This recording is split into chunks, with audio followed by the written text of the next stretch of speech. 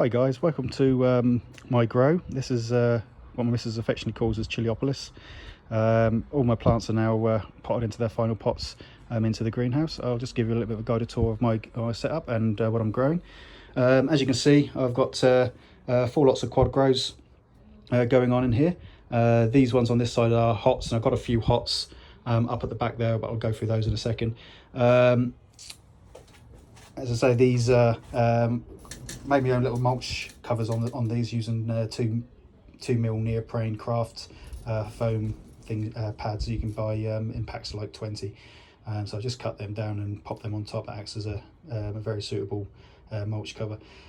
So first chili here is the Hallows Eve. Bit of a weird one actually. It was very deformed when it was growing, but it seemed vigorous enough. It's just the leaves, as you can probably make out on some of them, the leaves just seem a little bit wonky and not quite growing in a nice true shape. I did grow a second set of seeds and they seemed fine, but by that stage it was a bit too late in the season to really want to grow them on. So I've persevered with this one because it is vigorous.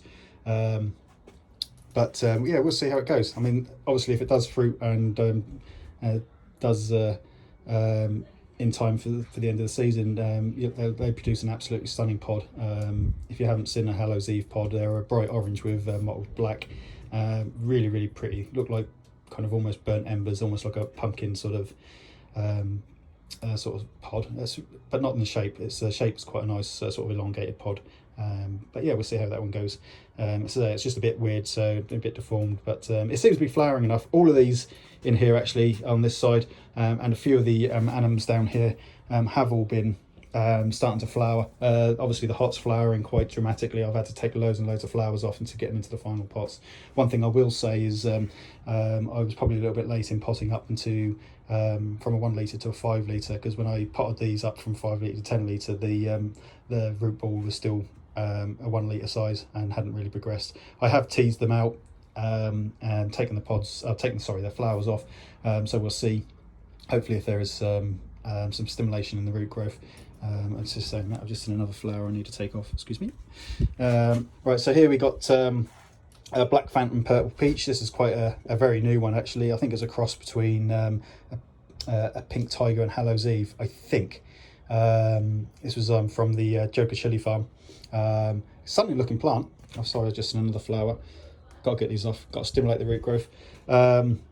Yeah, stunning looking plant. As you can see, it's almost very similar to the Pink Tigers and Thor's Thunderbolts. They've got that slightly purple tinge to them, which you can expect if it's got a bit of Pink Tiger in there and Hallows Eve.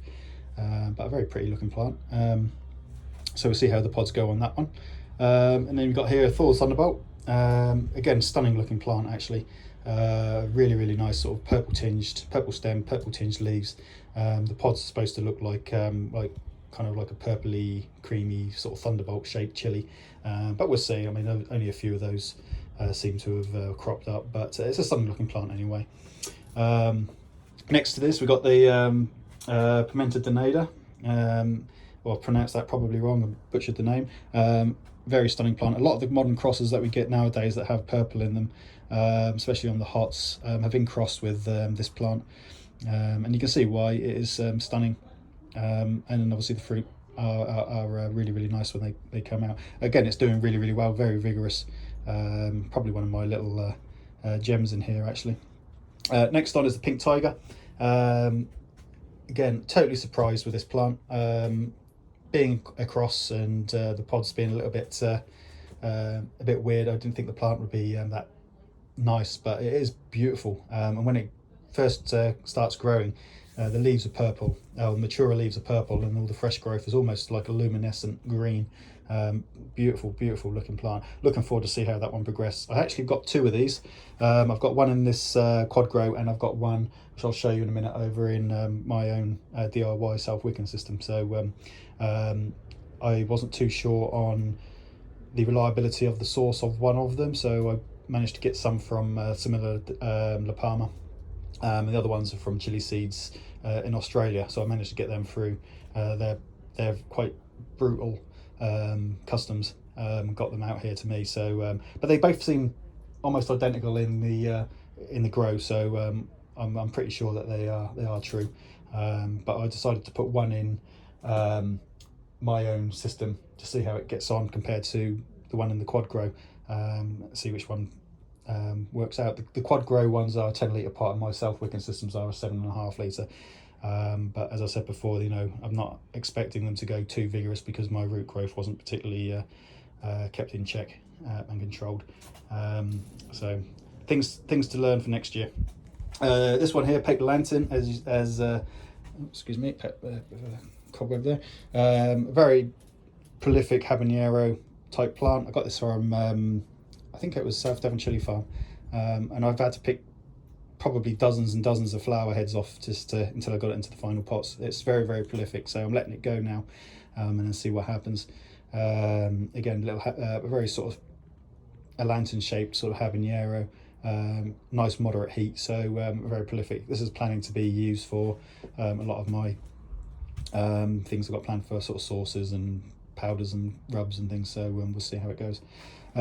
Next to that, labelled up as Jamaican yellow mushroom, could be a Jamaican red mushroom. Well, not entirely sure, because I think I mixed the packets up, possibly. We'll see. Produce a kind of Scotch bonnet style, Caribbean style chili, so we'll see how that comes out. That should be quite nice. In the corner here, coyote's teeth, another habanero type chili, but bright white, teeth shaped, hence the name.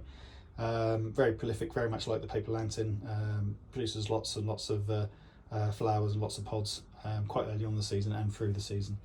I'll quickly jump over this side. These are my anums and bacchitums and fruticans. These were planted or sown about a month after my hots. I'd done my hots in end of December, beginning of January, and these guys were a month later. And you can see the difference in growth just a month makes. In hindsight, I think I'll probably grow my hots a few weeks later next year, and these guys a few weeks earlier, just to coincide them, and hopefully I won't have too much issues or as much issues with the root growth, and they should go in quite nicely. Next to this, so I've got a ring of fire here. Again, it's just a very prolific, very hot sort of cayenne type chili, possibly cayenne type chili, but it's supposed to be heavy cropping, lots of hot chilies, great for just doing sauces, rubs, and just drying them. They dry particularly well. Next we've got obviously long slim cayennes, so we'll see how that one goes. Very scrawny looking plant, very upward growth, so yeah, this one hasn't flowered too much yet, so hopefully that will continue to grow and hopefully go up my my trellis work here I've sort of set up, so that way it'll hopefully start producing quite a lot of long cayenne peppers. Should be nice. And then we got the my couple of my bacchitums here. So we got Sugar Rush Peach and my RG Pineapple. Again, very, very unique plants, really. Sugar Rush Peach had a bit of excitement around it for a few years. Everybody wants to grow them. I like the look of them, so I thought I'd give it a go as well. And also I wanted to do an RG. I'm trying a little bit of everything this year just to see what works and what doesn't work for me. And instead of just doing like the RG lemon or more of a common one, I thought I'd just do like an RG pineapple to see how that comes out, or Ahi pineapple. Again, I'm probably butchering these names and I do apologise. Next along the line we got Fruticens, Moz Piri Piri. This one I got from Chili Chump.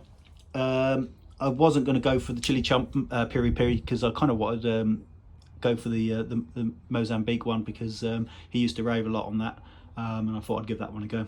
Again, a little bit of everything, a little bit of something different for each of my plants. Moving on, probably one of the most stunning plants in here. This is thanks to Paul on the Scottish Chili Growers group for the seeds on this one. Count Dracula.